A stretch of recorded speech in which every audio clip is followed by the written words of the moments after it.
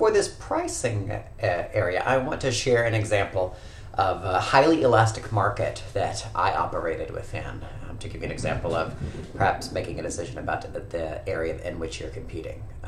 So I was the vice president of sales at CBS Radio in Houston, Texas, and was doing that before Intercom and CBS actually did a merger. So we owned 6 different radio stations, and I was in charge of sales. So it was a $50 million or so annual revenue budget.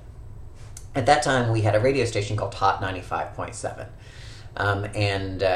We had actually done an analysis, a segmentation analysis, but it was against female radio station listeners. We also owned Mix 96.5, and we thought there was a chance that we needed to make a change to that radio station. That radio station was typically positioned against female listeners, and so we decided to pay for a primary research study. We talked about the difference between primary and secondary research, in a previous chapter. A primary research study against that specific demographic. We did the study and found that, in fact, the female listeners were saying that they really liked Mix as a station. They didn't like the morning show that we had at the time. At the time, we had, I think it was Adam Smasher that had previously been on KRBE. The listener didn't like him as a morning show host.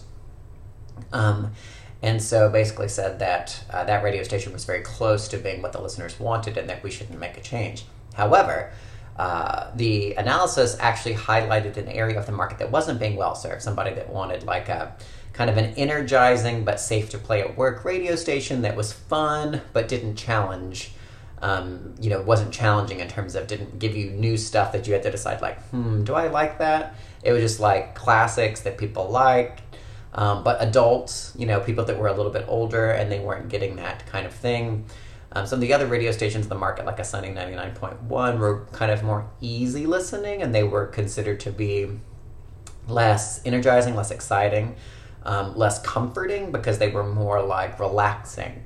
And so people identified with that station to relax, but they didn't have an energizing spot.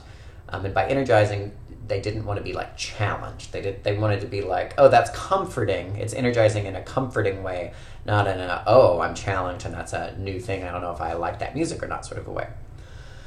And so we looked at our portfolio of radio stations and made the decision that another one called Hot 95.7 was also not doing well from a rating standpoint, but did have a very good morning show. Sarah Pepper was on the morning show at that time. So we decided that we would make a change on that radio station and move the morning show on that radio station over to Mix, at a later date. And that kind of solved multiple problems that we had. The segmentation analysis predicted that a radio station that moved into that lane called the adult hits format, this kind of format that fit what people were saying they were missing, would actually debut at number 8. Currently, that Hot 95.7 was at 18th whenever we did the segmentation analysis, but it was only done against a female demographic. And so we didn't know, if men liked the station, it could conceivably do quite a bit better or quite a bit worse.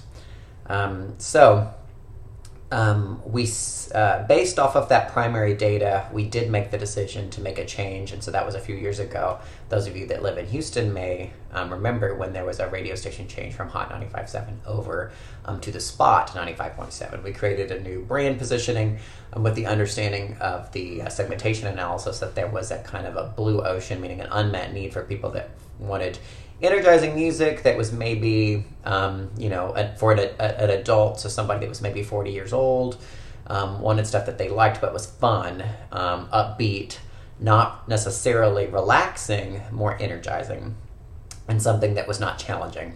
So we called it the Spot because it was like, oh, it's your like comfy spot. It's a spot for you to like have a good time, but not necessarily. It's not a bed for you to like fall asleep in. Sort of a brand position, the way like a Sunny. It was like, oh, I'm so relaxed, I'm in the sun. So we positioned the brand slightly different with the data that we had, saying that it would go from 18th to 8th at a minimum, just if it did well with as predicted with females.